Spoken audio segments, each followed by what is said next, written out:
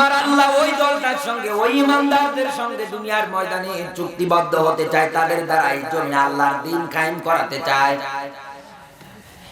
এক নম্বরে ভালো করে বলুন, এক নম্বরে এই দুনিয়ায় আর যারা দল করেন দেখেন তো আল্লাহর এই সূরা মায়েদা 5 নাম্বার সূরা 6 নাম্বার পড়া 8 নাম্বার পৃষ্ঠার 54 নাম্বার আয়াত নোট করেন, পরে আবার বদনাম করবেন, গীবত করবেন, হবে না। আল্লাহ পাক বলেন এই দুনিয়ার ময়দানে সত্যিকারের ফিতনার জামানায় হকপন্থী দলটা যদি দেখতে চাও, ইমাম ইবনে তাইমিয়া বলেছেন ফিতনার জামানায় হকপন্থী দেখতে চাইলে তাকাবা যেই দলের নেতা কর্মীদের উপরে যত জুলুম নির্যাতন ওরা চাপাবে, ওদের সবার টার্গেট হবে একটা দলের প্রতি। কথা বলেন না কেন? নামটা বলতেই পারলাম, ভাসুরের নাম ধরা জায়েজ থাকলেও বলা যাচ্ছে না।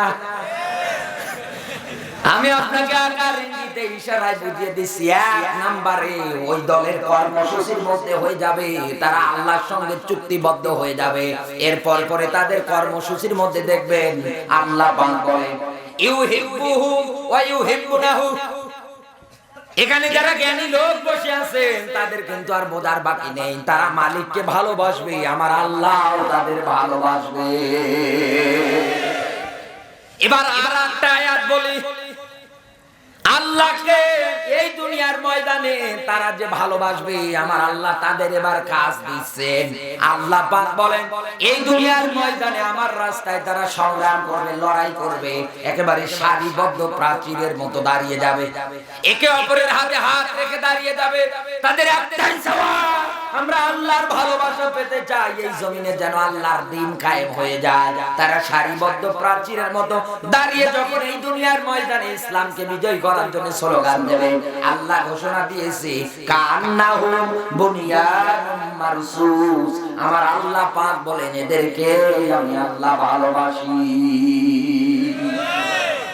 যে দলের কর্মসূচিতে ইসলামকে আগিয়ে নিয়ে যাওয়ার জন্য, বিজয় করার জন্য, ইসলামের আইন প্রতিষ্ঠা করার জন্য সারিবদ্ধ প্রাচীরের মতো মৃত্যুর পথযাত্রী হয়ে কাপড়ের কাপড় বুকে জড়িয়ে রাস্তায় নেমে বুলেট ভয় করে না, মামলা ভয় করে না, জেল জরিমানা জুলুম নির্যাতন ভয় করে না, আল্লাহ পাক বলেন এদেরকে কিন্তু আমি আল্লাহ ভালোবাসি। আর আমার ব্যবসা তো এদের সঙ্গে। কোন দল করেন, কাদের পিছনে দোষা? আজ মালিকের ভালোবাসা পাওয়ার যোগ্যতা তারা শুধু মুখ দিয়েই বলে আমি আল্লাহকে ভালোবাসি, কিন্তু অন্য ক্ষেত্রে তাকাবেন মালিকের আয়াতের বিরুদ্ধে স্লোগান দেয়। এই কথা বলে না কেন? তাহলে এক নম্বরে ওরা মালিককে ভালোবাসবে, মালিকও তাদের ভালোবাসবে। দুই নম্বরে ইউজাহিদুনা ফি সাবিলিল্লাহ, তারা আল্লাহর পথে লড়াই করবে, সংগ্রাম করবে। এই কথা বললেন কেন? মন খারাপ হয়ে গেল? আমি জানি হবে, কারণ আপনি ওই দলে আছে, মেলে না। আমি জানি অ্যালার্জি, দাওয়াত দিয়ে নিয়ে এসে যদি বলি ভাই এই পদ্মা নদীর ইলিশ খান, ডিম সহ খান, বলবে ভাই এ খেলে যে গায়ের জামা যা আছে এখনো খোলা লাগছে কেন? বলে আমার এ খেলে আজ চুল কেন সারা উপায় থাকবে না। এরকমটা মনে হচ্ছে হয়তো আপনার কাছে। আল্লাহ তাআলা বলেন তারা আমার পথে লড়াই করবে, সংগ্রাম করবে।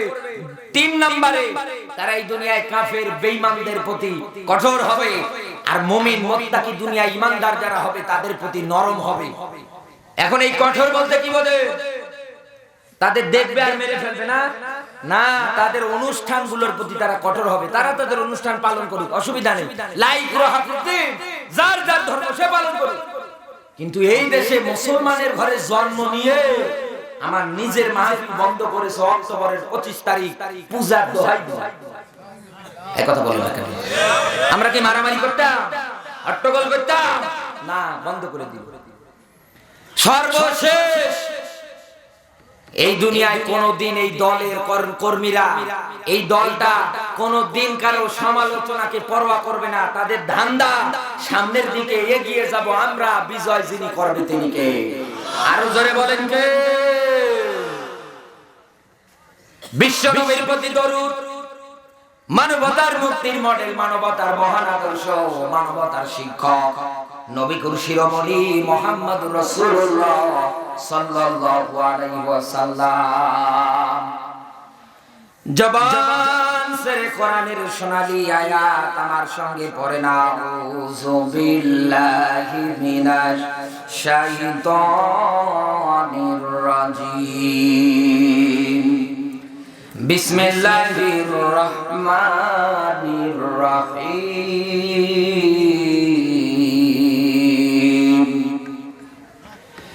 ইউরিদুনা লিইউতফিউ নূরাল্লাহি বিআফওয়াহিহিম আল্লাহু মুতিম্মু নূরিহি ওয়ালাউ কারিহাল কাফিরুন।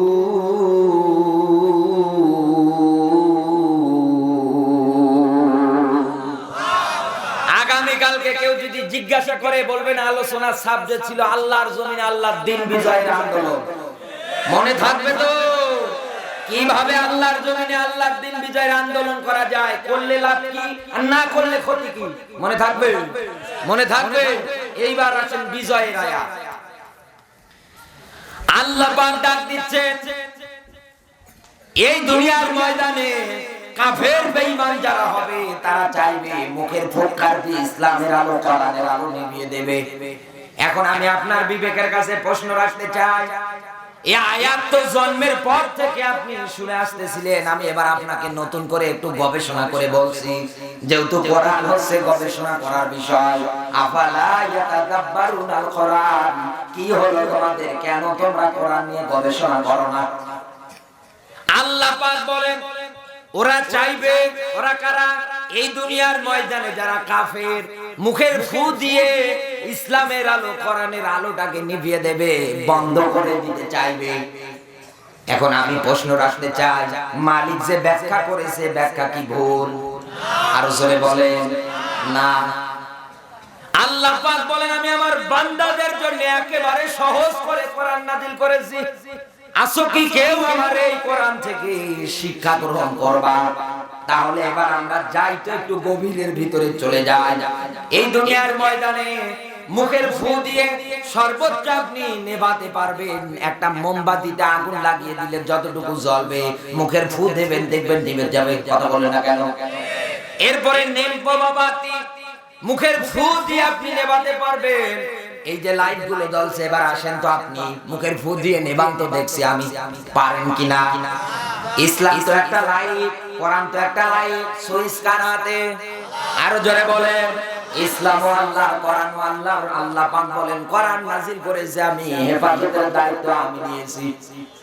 দলিলগুলো লম্বা করে বলা যাচ্ছে না, অনেক রাত, তাই আমি শুধু থিওরি গুলো বলছি। তাহলে আমরা বুঝলাম সর্বোচ্চ মানুষ মুখের ফু দিয়ে নেমপো নিভাতে পারবে, মোমবাতিতে আগুন লাগিয়ে নেভাতে পারবে, পাটখড়িতে আগুন লাগিয়ে নেভাতে পারবে, কিন্তু ইসলাম তো নেভাতে পারবে না, কোরআন তো নেভাতে পারবে না। আল্লাহ বললেন কাফের বেঈমানেরা চাইবে মুখের ফু দিয়ে ইসলামের আলো কোরআনের আলো আল্লাহর নূর যেটা আছে এটাকে নিভিয়ে দেবে, বন্ধ করে দেবে, এটা তারা চাইবে। এবার আসেন গভীর ব্যাখ্যায় যান। কাফেরেরা এখানে মুখের ফুৎকার বলতে আল্লাহ বুঝিয়েছেন এই যে মিডিয়া। এই কথা বলেন না কেন? এই যে মিডিয়া, জালেমেরা এই দুনিয়ায় এই মিডিয়া হাতে নিয়েছে, তার ভিতরে 71 টিভি একদম দালাল, আলেমদের কাট সাফ করা বক্তব্য এরা প্রচার করে জাতির সামনে দেখায় এদেশে সবচাইতে বড় রাজাকারেরা। এই কথা বলেন না কেন? আলেমদের প্রতি যেন একটা ঘৃণার চোখ আসে, টুপিওয়ালা দাড়িওয়ালা দেখলেই যেন আগামী প্রজন্মের মানুষগুলো মনে করে, আপনার ছোট বাচ্চাটা এখন যেটা আছে এও যেন মনে করে যে না হুজুরেরা মনে হয় রাজাকারে হয়। এই জন্য দেখবেন এই ডিসেম্বর মাসে টিভির চ্যানেলে মুক্তিযুদ্ধ নামক যে ছবিগুলো পরিচালনা করা হচ্ছে, প্রত্যেকটা চ্যানেলে প্রত্যেকটা মিডিয়া, ওই জায়গার মধ্যে একজনকে পাট দিয়েছে রাজাকারের পাট, তার দাড়ি নেই, টুপি নেই। এই কথা বলে না কেন? আগামী প্রজন্মের কাছে মেসেজ দিতে চাই এই মিডিয়া দিয়ে, যেন এই দেশে টুপিওয়ালারা দাড়িওয়ালারা যেন রাজাকার হিসাবে চিহ্নিত হয়। আপনি তো বলছেন না, এখন রাজাকার হিসাবে দেশের শত্রু হিসাবে যখন পরিচিতি লাভ করে সম্মান থাকবে, ফেরাউনের মতো ধরবে আর জবাই করবে, ধরবে আর জবাই করবে।